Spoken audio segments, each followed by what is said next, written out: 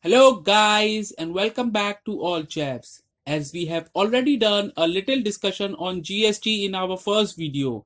So if you haven't seen it, kindly watch it with the help of the link given below in the description. Here we are back with the advantages and disadvantages of GST. As GST is already affected on Indian economy from 1st July, which have changed the working style of every institution. Now we are going to discuss what were the advantages of GST. It will replace all major indirect taxes. As we have already discussed in our first video that all central government indirect taxes is replaced by CGST and all state government indirect taxes is replaced by SGST. It will remove cascading effect. Cascading effect is a situation when taxes is imposed on previously charged tax. In simple words, we can say a tax on tax. If any commodity on which the excise duty is charged, it is also liable for VAT. For example, if we manufacture a commodity and sold to a shop, we will charge 12% excise duty, and that shopkeeper sells to an individual will charge 12.5% VAT. So in this case, VAT is charged on excise duty amount which make the burden on individual. This is called cascading effect. GST will remove cascading effect as there is only single tax is applicable. GST will reduce flow of black money in the country. Money on which taxes is not paid to the government is known as black money.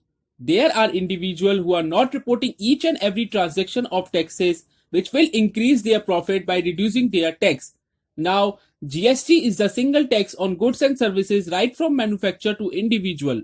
In GST, to get credit fares of taxes, everyone has to insist for getting invoice for transaction. Uses of PAN and Aadhaar will be required for filling GST returns. This will help Income Tax Department to track each and every transaction of the commodity. As per our views, it is a new era where corruption is totally finished. One India, one market. GST will facilitate Make in India by making One India. There are dozens of taxes which prevent India from becoming a common market, whereas GST is a single tax which is imposed all over a country on production, sales and services which were turning India to a common market.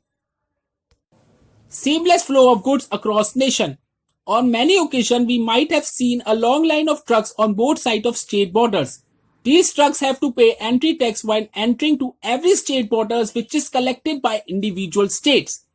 Every truck consignor have to pay CST along with entry tax while entering to another states. Due to this, some manufacturer doesn't supply goods to other states.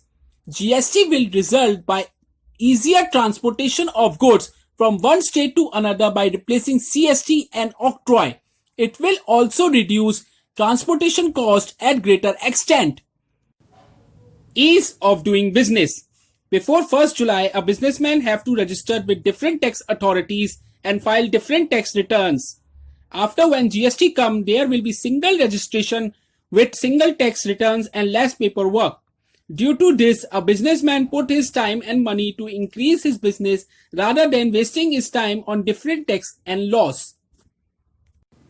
Now, let's discuss the disadvantages of GST. It is impact on real estate market. By listening to many economists' words, the implementation of GST in India will also show impact on real estate market. It will increase the cost of new homes by 8%, which in turn will seize the demand by 12%. Costlier service. The service tax which is applicable till 30 June is 15%, which will increase to 18 to 20% when GST is levied. As such, many services will become costlier like courier service, rail and air tickets, house rents, school fees, life insurance policies, healthcare services, bank and investment management services, and many more. GST is the complexity for the businessman.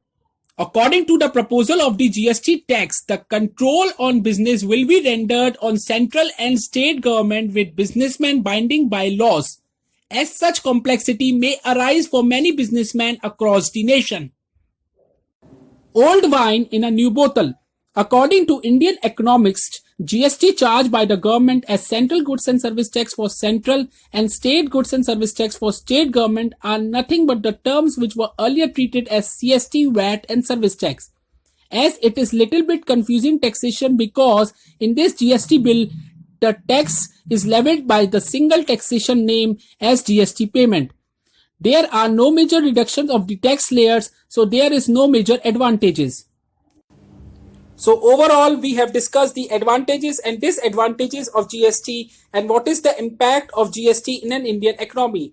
Thank you for watching us, and if you like this video, kindly share it and don't forget to press red icon to subscribe it for getting latest updates of our video. And do comments us to telling your views on GST.